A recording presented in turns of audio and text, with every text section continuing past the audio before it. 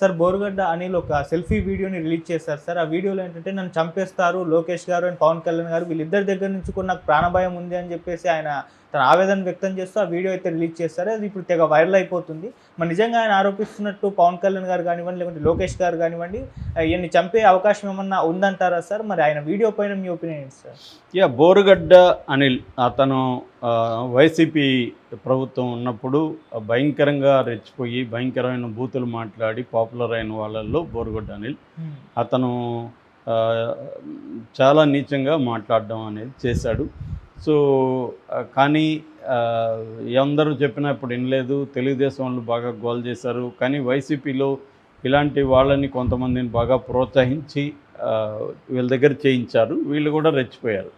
So ఆ క్రమంలో రాగానే వీళ్ళు ఎట్లాగో రెడ్ బుక్ పెట్టుకున్నారు లోకేష్, ఎవరో అరెస్ట్ చేయాలి ఏంటో ఒక లిస్ట్ ఉంది ఆల్రెడీ. కాబట్టి ఫస్ట్ కేసులు పెట్టిన వాళ్ళల్లో వర రవీందర్ రెడ్డి, బోరుగడ్డ అనిల్ ఇలాంటి వాళ్ళు ఉన్నారు. బిగినింగ్ ఫస్ట్ గవర్నమెంట్ రాగానే ఫస్ట్ సోషల్ మీడియా మీదని, అంటే గతంలో వైసీపీ సోషల్ మీడియాలో ఎవరో రెచ్చిపోయారు, హీనంగా పోస్టులు పెట్టారు, పర్సనల్ అటాక్స్ ఎవరు చేశారు, బూతులు ఎవరు తిట్టారు, వాళ్ళని చాట్అవుట్ చేసి వాళ్ళని అరెస్ట్ చేయడం మొదలుపెట్టారు. అలాగే బోరుగడ్డ అనిల్ని అరెస్ట్ చేశారు. ఇక్కడ వీళ్ళ మోడస్ ఆపరేండి ఏంటంటే, ఒకటి అరెస్టులు చూపించకుండా పట్టుకొని రావడం, పోలీస్ స్టేషన్లో కొట్టడం, తిప్పడం, కేసులు పెట్టడం, కోర్టుకు పెట్టకపోవడం అనేది బిగినింగ్లో మనకు బాగా కనబడుతుంది. ముఖ్యంగా సోషల్ మీడియాలో ఉన్న వాళ్ళ మీద ఇది జరిగింది. ఎందుకంటే హెబియస్ కార్పస్ పిటిషన్లే ఎప్పుడూ లేనన్ని వచ్చాయని సాక్షాత్తు హైకోర్టు జడ్జే ప్రకటించారు. నా జీవితంలో ఎప్పుడు చూడనన్ని హెబియస్ కార్పస్లు ఇప్పుడు ఎందుకు వస్తున్నాయని. అంటే హెబియస్ కార్పస్ ఎప్పుడు వస్తుంది? ఇంట్లో నుంచి మనిషిని ఎత్తుకెళ్ళిపోతారు పోలీసులు, కోర్టుకు బెటరు, ఎక్కడున్నాడో చూపిరు, అలాంటప్పుడు హెబియస్ కార్పస్ వేస్తారు. అంటే ఒక మనిషి మిస్సింగ్, ఈ మనిషిని కోర్టుకు పెట్టమని పోలీసులకు చెప్పండి అని రిక్వెస్ట్ చేసే ఒక రిట్ను హెబియస్ కార్పస్ అంటారు. సో ఇది మామూలుగా గతంలో గవర్నమెంట్ని వ్యతిరేకించే ఉద్యమకారుల మీద, నక్సలైట్ల మీద, పౌరకుల నాయకుల మీద, ఇలాంటి వాళ్ళ మీద తప్పుడు కేసులు పెట్టి వాళ్ళని ప్రభుత్వాలు ఎత్తుకెళ్ళిపోయేవాళ్ళు, కోర్టులు పెట్టకుండా హింసిస్తూ ఉండేవాళ్ళు. అప్పుడు హెబియస్ కార్పస్ పిటిషన్లు వేసేవాళ్ళు. ఇప్పుడేమవుతుంది, వాళ్ళకంటే కూడా ప్రతిపక్షాల మీద ఇవన్నీ పెట్టడం మొదలైంది. ప్రతిపక్షాలని మిస్సింగ్లు తీసుకెళ్ళడం, వాళ్ళని ఎక్కడున్నారో చెప్పకపోవడం, ఇది ఈ ప్రభుత్వం బలంగా చేస్తున్నట్టు మనకి తెలుస్తుంది. సో ఇతన్ని కూడా అలాగే చేశారని చెప్తున్నారు. దాని తర్వాత ఇతన్ని కోర్టుకు పెట్టారు. అయితే ఇతని మీద తెలుగుదేశం మీడియాకి, గవర్నమెంట్ కంటే కూడా తెలుగుదేశం మీడియాకి ఎక్కువ కోపం ఉంది. ఫర్ ఎగ్జాంపుల్ ఆంధ్రజ్యోతి ఇతన్ని వదలకుండా వెంటాడుతూనే ఉంది. అతనికి బెయిల్ వచ్చినా కూడా అతను మాయమైపోయాడని మొన్న పెట్టింది. బెయిల్ వచ్చి బయటకు వచ్చాడు, అతను మాయమైపోయాడని పెట్టి ఆ లోపల కథనం చూస్తే చాలా సిల్లీగా ఉంది. ఇది ఆంధ్రజ్యోతి స్థాయి పత్రికలాగా వార్తలు రాస్తుందా అనిపించేట్టుగా ఉంది. ఏముందంటే జైలు సూపరింటెండెంట్ బెయిల్ ఇవ్వాలంటే వాళ్ళ పై అధికారులకి, బెయిల్ మీద విడుదల చేయాలంటే పై అధికారికి చెప్పాలంట, రెండోది పోలీస్ స్టేషన్లో చెప్పాలంట. ఇది ఆంధ్రజ్యోతి ఏమన్నా రాజ్యాంగం సపరేట్గా చట్టాలను పెట్టిందో నాకు తెలియదు. కానీ ఒక కోర్టు నుంచి బెయిల్ ఆర్డర్ వచ్చింది. ఎందుకంటే నేను కూడా 8 నెలలు ఉన్నా కాబట్టి నేను ప్రత్యక్షంగా కొన్ని వందల మంది బెయిల్ మీద బయటకు వెళ్ళిన కేసులు చూశాను. సో కోర్టు నుంచి బెయిల్ ఆర్డర్ వచ్చినప్పుడు ఆ సూపరింటెండెంట్ బెయిల్ ఆర్డర్ చూసుకొని ఆ వ్యక్తిని రిలీజ్ చేస్తాడు. పోలీస్ స్టేషన్కి ఎందుకు చెప్పాలి? వాళ్ళకేం సంబంధం? సూపరింటెండెంట్ పైన వాళ్ళకి ఎందుకు చెప్పాలి? సూపరింటెండెంట్కి ఆ అధికారం ఉంది, ఎందుకంటే కోర్టు నుంచి వచ్చింది కాబట్టి. సో కోర్టు విడుదల చేయమన్నప్పుడు సూపరింటెండెంట్ చేయాలి. ఇది వదిలేస్తే ఆంధ్రజ్యోతి ఏం చెప్తుంది అంటే, వీడిని ఏదో ఒక రకంగా వేధించాలి అని పెట్టుకొని ఇతను మాయమైపోయాడని పోలీసుల మీద ప్రెజర్ చేయడం ఎక్కువగా. ఇప్పుడు తెలుగుదేశం వాళ్ళు నిజానికి చంద్రబాబు ఈ స్థాయిలో రివెంజ్ పాలిటిక్స్ తీర్చుకునే వ్యక్తి కాదు. కానీ చంద్రబాబు కూడా ఇప్పుడు చేతులు ఎత్తేసాడు, నిస్సహాయుడైపోయాడు. మీడియాకి బందీ ఆయన, ఇటు పవన్ కళ్యాణ్కి బందీ, లోకేష్కి బందీ, అక్కడ మోడీకి బందీ. ఇన్ని బంధనాలు చంద్రబాబుని చుట్టుముట్టేశాయి. దాంతో మీడియా ఏం చేస్తుంది, ఇంకా రెచ్చిపోతుంది. వీళ్ళ మీద ప్రతీకారం తీర్చుకో, చంపే, నరికే అన్న స్థాయిలో మీడియా రెచ్చిపోయి రాస్తుంది. సో ఇదే పరిస్థితి రేపు వాళ్ళకి రాదా అనేది కూడా ఆలోచించట్లేదు. ఎవరు చరిత్ర నుంచి నేర్చుకోరని చెప్పడానికి ఇప్పుడున్న మీడియా ఒక సాక్ష్యం.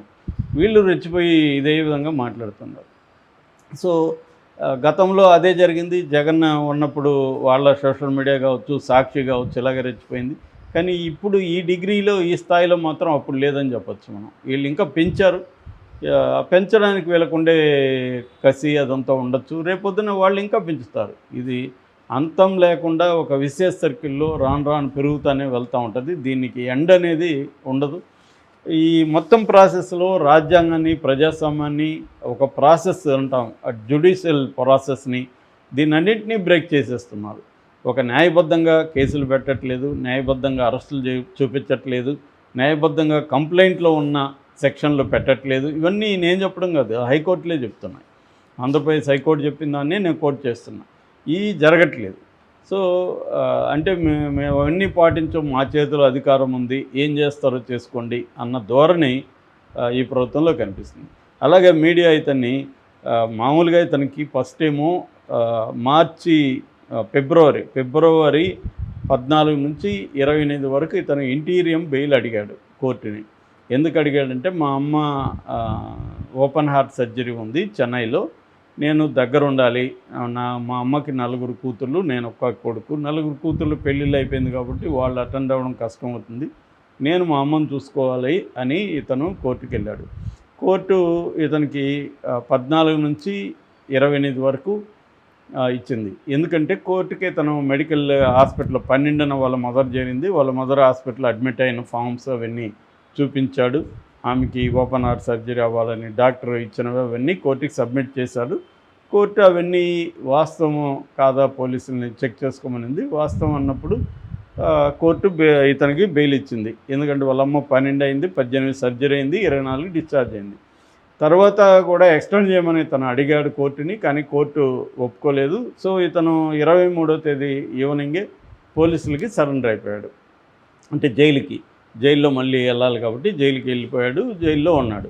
తర్వాత మళ్ళీ బెయిల్కి ఈయన అప్లై చేసుకున్నాడు. బెయిల్ ఎక్స్టెండ్ చేస్తూ మళ్ళీ ఏం చేశారంటే, ఇతను గుంటూరులో లలిత హాస్పిటల్లో ఇతనికి కార్డియాలజిస్ట్ ద్వారా మళ్ళీ ఒక సర్టిఫికేటు, రాఘవ శర్మ డాక్టరు, ఆయన ఇచ్చిన సర్టిఫికేట్ పెట్టి మళ్ళీ బెయిల్ని ఎక్స్టెండ్ చేసుకున్నాడు.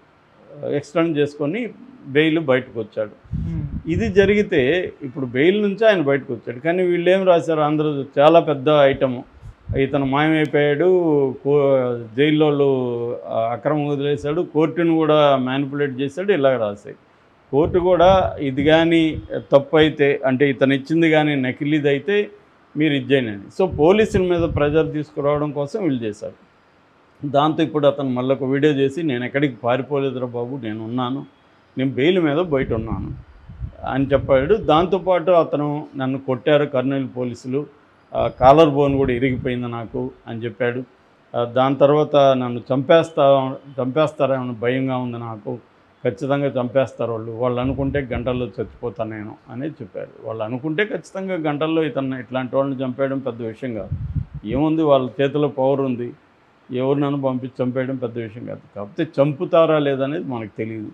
నేనైతే చంపరని అనుకుంటున్నాను. ఎందుకంటే చంపితే వాళ్ళకి నెగిటివ్ అయితే వస్తుంది. నెగిటివ్ వచ్చినా పర్లేదు, లాస్ట్ 1 ఇయర్లో మనం మ్యానిపులేట్ చేసేద్దాం అనుకునే వాళ్ళని ఎవరేం చేయలేరు. చంపాలంటే చంపేయచ్చు. సో ఎందుకంటే స్టేట్ వైలెన్స్ అంటారు, రాజ్యహింస అనేది నేను చిన్నప్పటి నుంచి చూస్తూనే ఉన్నాను. వాళ్ళకి ఇష్టం లేని వ్యక్తుల్ని, వాళ్ళకి ఇబ్బందికరమైన వ్యక్తుల్ని చంపిన సంఘటనలు అనేకం ఉన్నాయి. కొన్ని వందల మందిని మాయం చేసిన సంఘటనలు ఈ రాష్ట్రంలో, ఉమ్మడి ఆంధ్రప్రదేశ్లో ఉన్నాయి. కాబట్టి ఇది జరగదని మనం ఏం చెప్పలేం. ఎందుకంటే ఇప్పుడు కూడా చూస్తే మొత్తం రాజ్యాంగ వ్యతిరేక, చట్ట వ్యతిరేక, సుప్రీంకోర్టు తీర్పుల వ్యతిరేక కార్యక్రమాలనే ఈ ప్రభుత్వం చేస్తుంది. అరెస్టులు చేసేటప్పుడు వాళ్ళు అరెస్టు అవ్వాల్సిన నేరం చేశారా లేదా అనేది వేరే చర్చ. ఎందుకంటే 7 ఏళ్ల లోపల నేరం చేస్తుంటే అరెస్ట్ చేయకూడదని సుప్రీంకోర్టు అనేకసార్లు చెప్పింది. ఇవన్నీ కూడా 7 ఏళ్ల లోపల నేరాలే, ఏవి ఈ పోస్టులు పెట్టడం, బూతులు తిట్టడం ఇవన్నీ. కానీ వీళ్ళు ఏం చేస్తున్నారు, వీళ్ళని బెయిల్ రాకూడదని చెప్పి ఒకటి నెంబర్ ఆఫ్ కేసులు పెట్టడం, సంబంధం లేని వాళ్ళు నా మనోభావాలు గాయపడ్డాయని, అది కూడా 4 ఏళ్ళ 5 ఏళ్ళకు ముందు పెట్టిన పోస్టులకి ఇప్పుడు గాయపడ్డాయని పెట్టడం. 2 ఇందాక చెప్పినట్టుగా లేని సెక్షన్లు పెట్టేయడం. అంటే కంప్లైంట్లో ఒక ఇచ్చుంటాడు, వీళ్ళు లేని, అంటే 111 ఒకటి పెడుతున్నారు, క్రిమినల్ సిండికేట్ అని, రెండోది SC ST పెడుతున్నారు. ఈ 2 సెక్షన్లు ఎందుకంటే ఇవి 2 సెక్షన్లు కూడా 7 ఏళ్ళ కంటే ఎక్కువ జైలు శిక్ష ఉండేదే కాబట్టి అరెస్ట్ చేయొచ్చు.